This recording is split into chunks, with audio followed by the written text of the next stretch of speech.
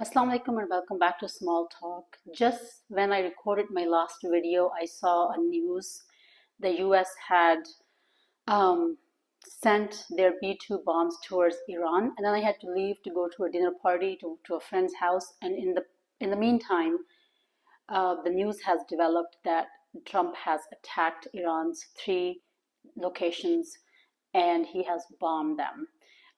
So we don't have that much information about what kind of bombs has he used. I know that it says there were three B-2 bombs that he dropped and he called it job done, and he said it was a success. So we don't know if those were the bunker buster bomb that I told about in my last video, that those are 35,000 pounds bombs, of which only 500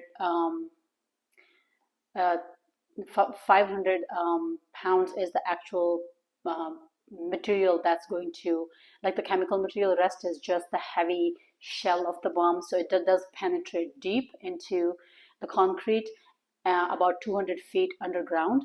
So the location has to be very precise in order for you to drop those bombs to make it a successful um, operation. If you're too close, you're screwed, and if you're too high up, then you're screwed again. So location has to be very precise, and he's claiming that the bombing was a success, and he calls it. So we don't know if this is a one-time thing and job done, or he's gonna keep going back into this. He called Iran the Middle East bully, and he said Iran has been calling for death to America, death to Israel, and has been killing, breaking our legs and breaking the arms of our civilians alongside the populations. So this should shut him up, and this should bring him to the table to make a deal. So with this whole situation, I guess what we can guess, we don't have much of detailed information, but what we can guess is that all their conference that was taking place in Geneva has not gone very well. And there was no agreement made in that Geneva conference. And that's probably what made Trump go ahead and drop a bomb on Iran and decided to attack Iran. But initially, he had gave himself 2 weeks to kind of reconsider and see if he really wants to do this or not. But this sudden deployment of his B-2 bombs or bombers is the indication that maybe the meeting didn't go very well. That being said, I don't know how the American public is going to take it, because the taxpayer have been seeing their government involved into the bombs for last decades. Rather, a whole entire generation has been passed through since the U.S. has involved herself into the wars.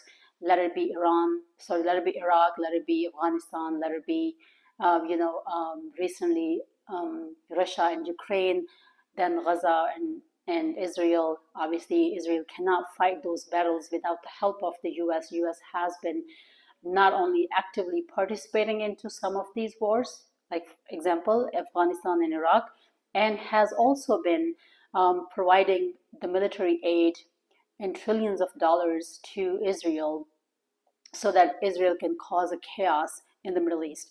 He's calling Iran the bully, whereas he doesn't realize that Israel is the bully, which is not even a real state. This state cannot exist without the help of the US.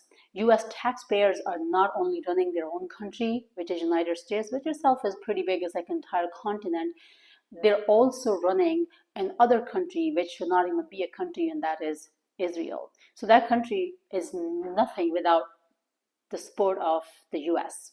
So American taxpayers I don't think they'll be very happy about it. I think they're done with the wars, and with Donald Trump campaigning and winning his election based off of that he's going to be the peacemaker in the Middle East, and he wanted to nominate himself to be the Nobel Peace Prize. Recently, apparently, Pakistan had nominated Donald Trump to be Nobel Peace Prize because, as per the news media, Donald Trump had played the role of a mediator in bringing peace between India and Pakistan, and with him getting involved into this war, which is not his war, I don't think how taxpayers are going to respond to this. Him calling it a success kind of gives me an idea that maybe it was just a one-time thing, and he's done, and he's probably never gonna go back. However, you never know with the situation escalate in the way it is, and maybe if Iran retaliates and attacks back, things could get worse. Iran had made it very clear that if the United States attacks us, we're going to attack their assets into the region, and they're going to destroy them. So if Iran does that, I think the United States will have to get involved even further, and U.S. has gotten itself involved into another war which it did not need to get involved. Um, so this is the update we've had so far. It's amazing how quickly the news is changing. I made the video 3 hours earlier. That video wasn't even posted yet, and I was driving back home after the dinner, and I was listening to this news, and I realized that okay, whatever the news that I just glanced at earlier was true, and U.S. has actually attacked Iran. A few concerns that I have, being a Muslim, being a Pakistani. Israel has been always propagating against Iran for a long time.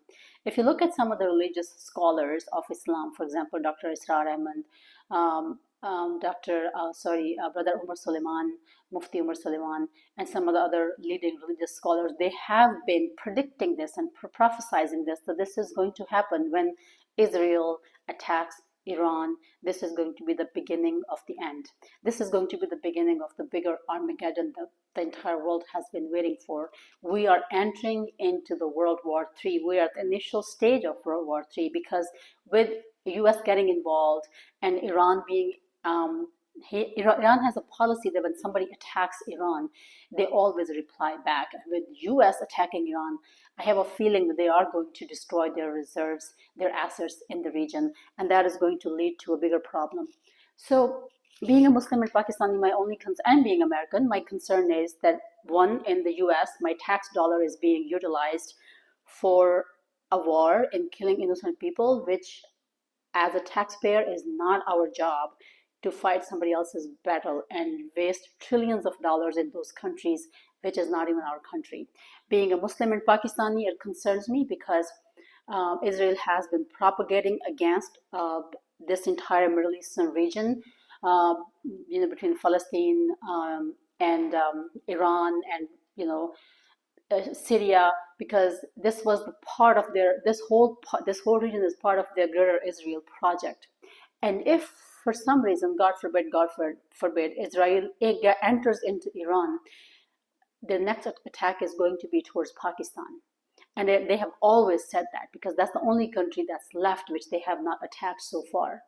And if they do that, it is going to be a much, much bigger problem, because Pakistan is the only Muslim country in the world which has a nuclear power. And Pakistan military has demonstrated its abilities in this mini war that India and Pakistan were fighting a few weeks ago. And they have shown that they are not going to sit back and let other people invade their borders. They know how to protect their borders. They know how to take care of their people. They know how to stand tall and how to do their job right. And if that happens, I think Pakistan may, I hope not, but Pakistan may enter into a nuclear war with Israel, and that is going to be the beginning of World War III. Let's all pray and hope that this war ends right here.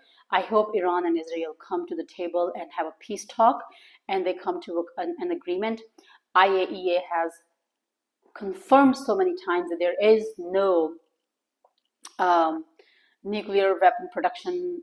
There's no evidence of anything in those facilities which they have tried to destroy and bomb right now. Those are and one of them is actually inactive facility, but yet Israel has to. Trump said that Iran is a bully. Israel had to be the bully to go ahead and bully. When somebody responds back to Israel, so here's the definition of bully. Bully is not the person who gives a reaction. Usually, the label of bullying is given to the one who reacts and who beats the crap out of other person. The reason why he or she is acting that way is because in the background somebody has already pushed his or her buttons. And that's what Israel does. It will keep pushing the buttons of all these nations until they react, and they react hard, and then Trump and the US government goes and they try to label them that okay, they're the bully. In fact, Israel has been trying to be the badmash of the region, and badmash in Urdu and Punjabi term is the goon of the region. And the time has come that the nations are sick and tired of Israel being the badmash and the goon of the region, and now they're retaliating. They're replying back, and they're replying back hard. They are reacting to his actions, and Trump is going in and labeling all this country as they're the bullies. So it's every nation's job to protect its borders. If it's every nation's job to protect its dignity and its economic and social and financial assets, and that's what these nations are doing. Whereas Israel has the tendencies on the shoulders of the U.S. and at the cost of the U.S. taxpayers to go ahead and be the goon and be the badmash and be the bully across the globe and try to threaten everybody. We all have seen that their so-called Iron Dome and their so-called high-tech security system has failed, since they have entered into war with Palestine and with Iran now. So they themselves cannot even sustain these wars, not economically, not defense-wise, and not even, they don't even have manpower to sustain this war, because if you look at their population, they're not that many.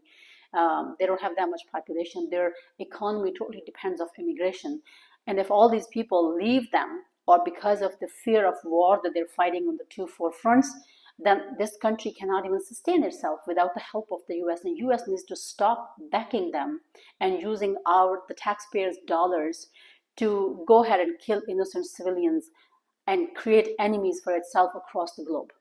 That's my perspective. I hope this video gave you a different perspective. I request all the taxpayers to raise your voices and tell Donald Trump that he needs to stop jumping into other nations' wars. It's not his problem. Taxpayers are sick and tired of paying of trillions of dollars of their tax money to make U.S. be the puppet of Israel and be the illegitimate father of Israel. U.S. needs to stop doing this and stop funding Israel and let the peace come to the region. They always claim that the ultimate goal is to bring peace to the region. No, the ultimate goal is to take control of the resources of the region in the Middle East. And until U.S. and Israel combine, can get hold of those resources, they're not going to stop. And this is the time the U.S. taxpayers will raise their voices, and they will tell Donald Trump that you won the election on the campaign, that you will bring peace to the Middle East. You are doing what other presidents have not done.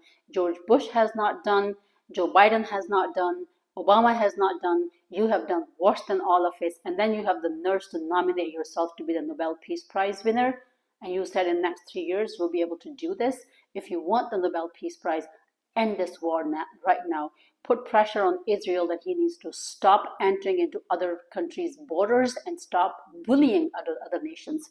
We've had enough as U.S. taxpayer, and we have had enough as Muslims from these Jewish Zionist state to come and invade Muslim territories and kill innocent Muslims, children, and rape women. We have had enough of this. It's time that we all raise our voices, be it Eastern or Western nations, be it Muslim or non-Muslim, be it U.S. taxpayers or just U.S. Civilians and citizens. This is the time that we need to raise our voice and end this. Let's hope that this was the last and only attack that Donald Trump has done on Iran, and after that he's going to stop it, because if he doesn't, we're looking for a bigger problem. I hope this video gave you a different perspective. Please give my video a thumbs up. Subscribe to my channel. Until next one, take care and be safe out there.